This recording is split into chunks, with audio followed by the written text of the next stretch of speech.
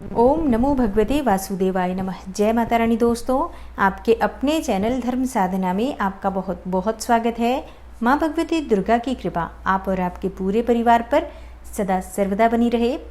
दोस्तों, कर्ज की समस्या आज के समय में एक आम समस्या है, क्योंकि अगर ध्यान से देखें तो हर दूसरा या तीसरा व्यक्ति कर्ज में डूबा हुआ है।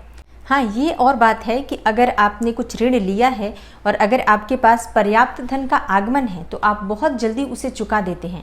लेकिन बहुत से ऐसे लोग भी हैं जो कि कर्ज ले तो लेते हैं और इस उम्मीद में ही लेते हैं कि कुछ समय बाद वो कर्ज वापस कर देंगे। जब उनके पास धन आएगा, धन की स्थिति अच्छी होगी, तो ऐसी स्थिति में वो लिया हुआ धन वापस करेंगे, यानी कि कर्ज से मुक्ति पालेंगे। लेकिन उनके जीवन में कुछ इस प्रकार की परिस्थितियां हो जाती हैं कि उनके पास आर्थिक स्थिति अच्छी न होने की वजह से वो कर्ज चुका नहीं पाते हैं और ऐसी स्थिति में वो कर्ज में डूबते ही चले जाते हैं।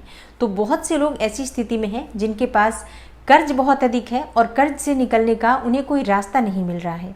मतलब जो भी आप व्यापार करते हैं, व्यापार में आपको घाटा हो रहा है, या आप पहले नौकरी करते थे और नौकरी में अच्छी इनकम थी, इसी के भरोसे आपने कर्ज लिया और नौकरी छूटने की वजह से आप परेशान हैं और ऐसी स्थिति में आप लिया हुआ कर्ज वापस नहीं दे पाते हैं।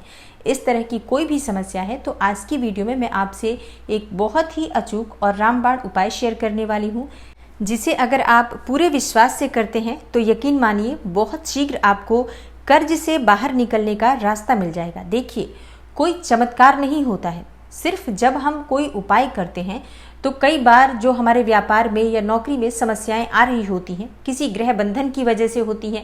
जैसे कि आपकी जन्म कुंडली में कोई ग्रह अशुभ स्थिति में होता है और ऐसी स्थिति में आपकी आर्थिक स्थिति खराब हो जाती है, या आपकी जन्म कुंडली में धन भाव का स्वामी या लाभ भाव का स्वामी पीड़ित अवस्था में हो, तब भी आपके पास पर्याप्त मात्रा में धन का आगमन नहीं हो पाता है या धन का संचय नहीं हो पाता है। तो ऐसी स्थिति में आपको ज़रूरत के समय पर कर्ज लेना पड़ता है, या कई बार घर में वास्तु दोष होता है, पितृ दोष होता है।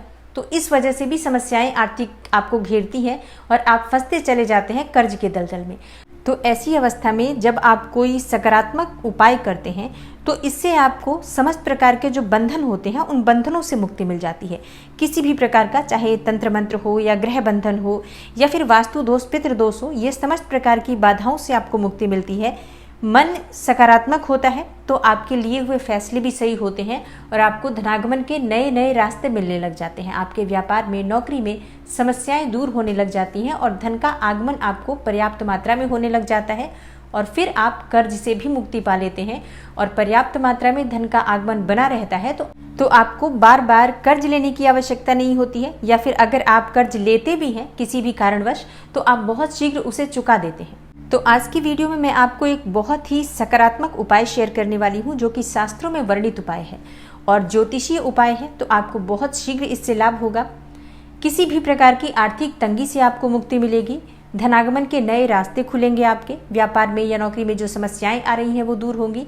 इसके साथ ही आपके मन में जो अशांति है, जैसे मानसिक अशांति घेर लेती है जब हम कर्ज में घिर जाते हैं, तो आपको मानसिक शांति की प्राप्ति होगी। घर से भी कलह क्लेश दूर हो जाएगा, आपके आत्मबल और आत्मविश्वास में वृद्धि होगी। इसके साथ ही आपको किसी भी प्रकार की नकारात्मक ऊर्जा के प्रभाव से मुक्ति मिल जाएगी। तो बहुत ही चमत्कारी उपाय मैं आज आपसे शेयर करने वाली हूँ।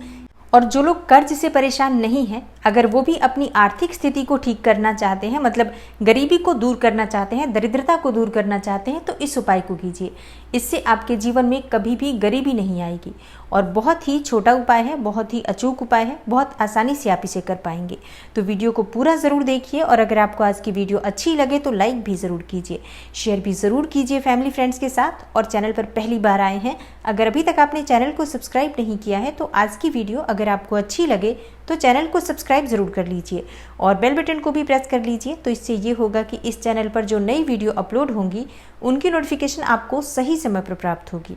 तो बात करते हैं उपाय के बारे में कि क्या करना है कर्ज से मुक्ति पाने के लिए, आर्थिक स्थिति को ठीक करने के लिए।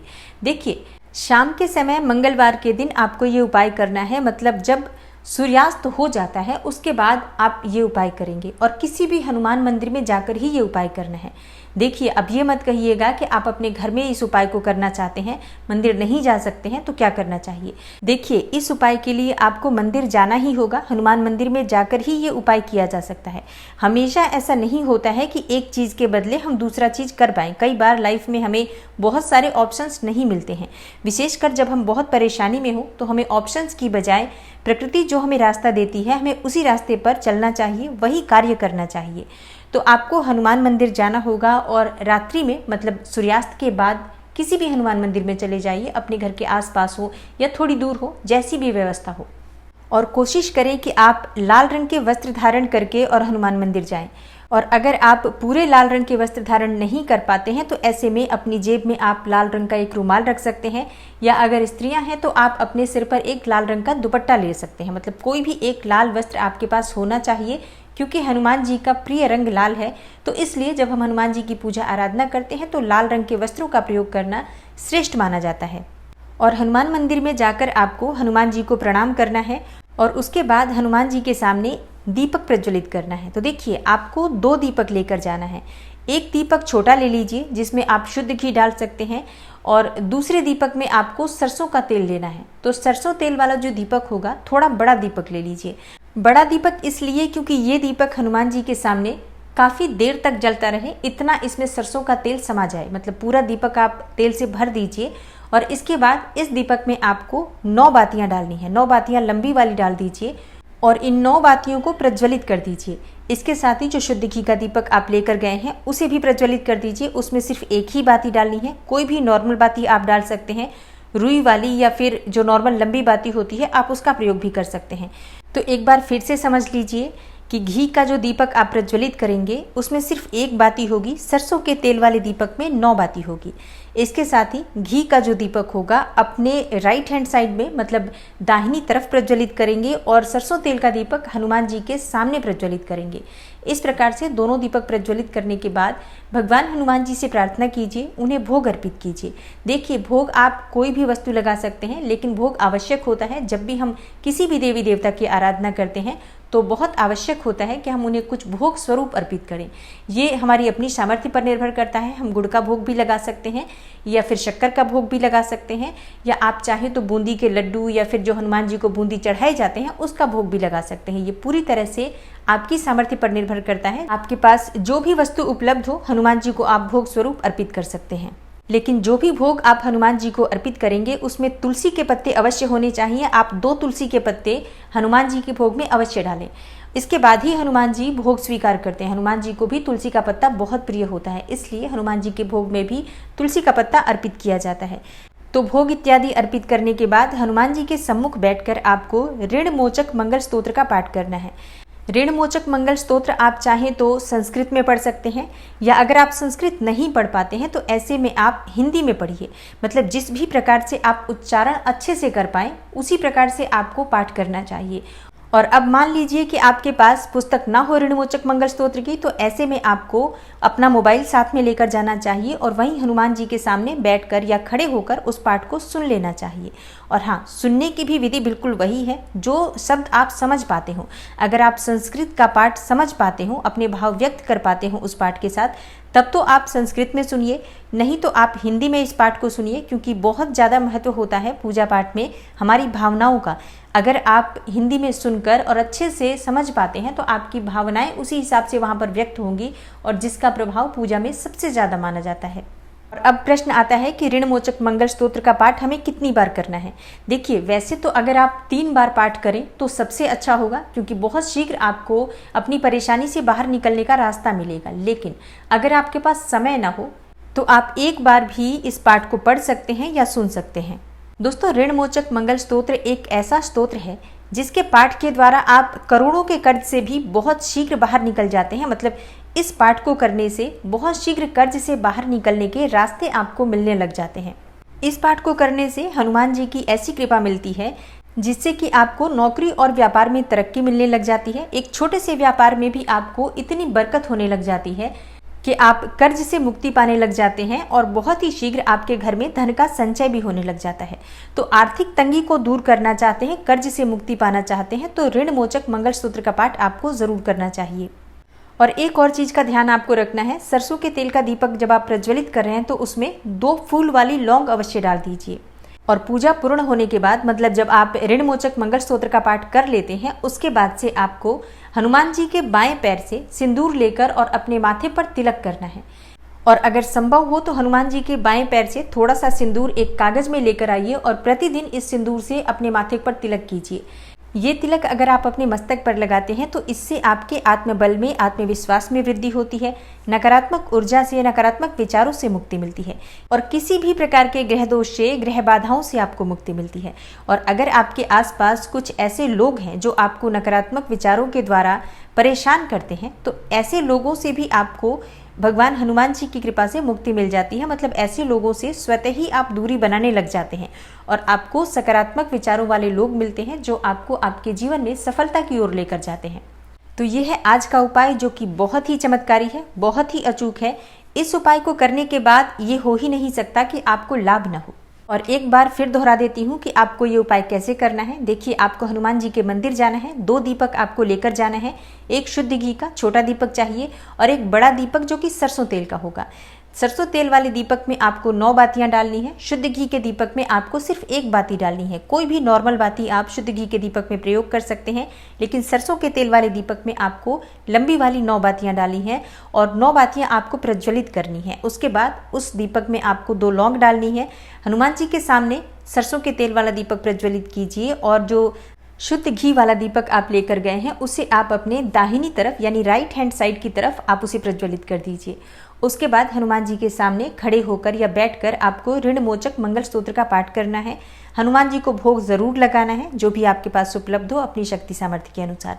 और उसके बाद हनुमान जी से प्रार्थना कीजिए कि किसी भी प्रकार की कोई भी गलती हो, उन समस्त गलतियों को क्षमा करके मुझे इस संकट से बाहर निकालिए। किसी भी प्रकार की आपकी आर्थिक तंगी हो और जितना भी आपका जैसा भी कर्ज हो, हनुमान जी से कहिए कि उन समस्त कर्जों से, उन समस्त प्रकार के ऋण से आपको मुक्ति दिलाएं।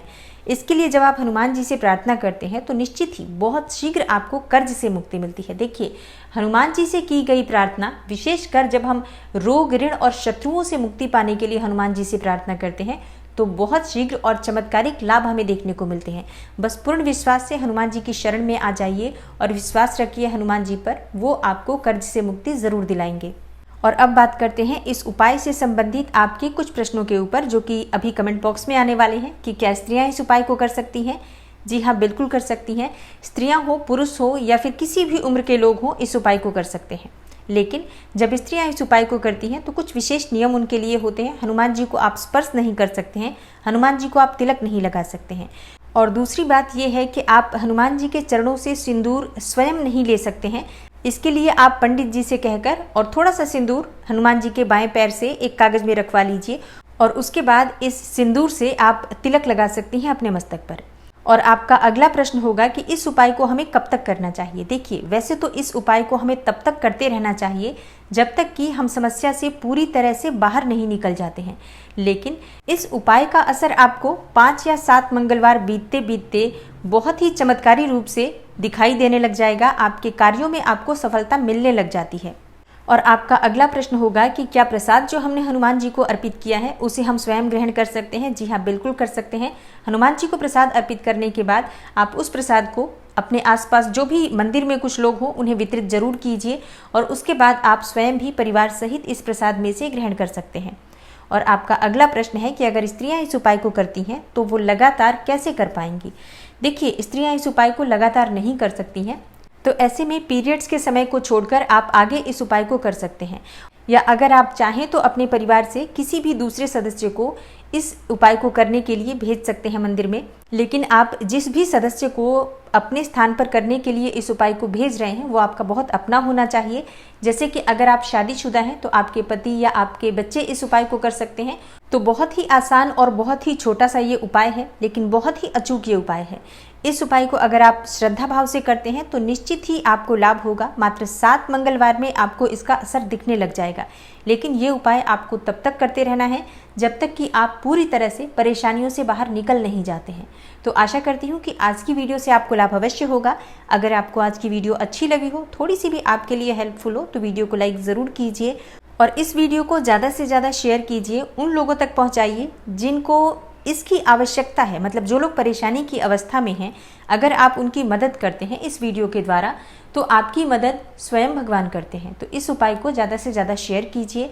और अगर आप चैनल पर पहली बार आए हैं, अभी तक आपने चैनल को सब्सक्राइब नहीं किया है, तो आज की वीडियो अगर आपको अच्छी लगे तो चैनल को सब्सक्राइब कर लीजिए और बेल बटन को भी ज़रूर प्रेस कर लीजिए। इससे ये होगा कि इस चैनल पर जो नई वीडियो अपलोड होंगी उनकी नोटिफिकेशन आपको सही समय पर प्राप्त होगी।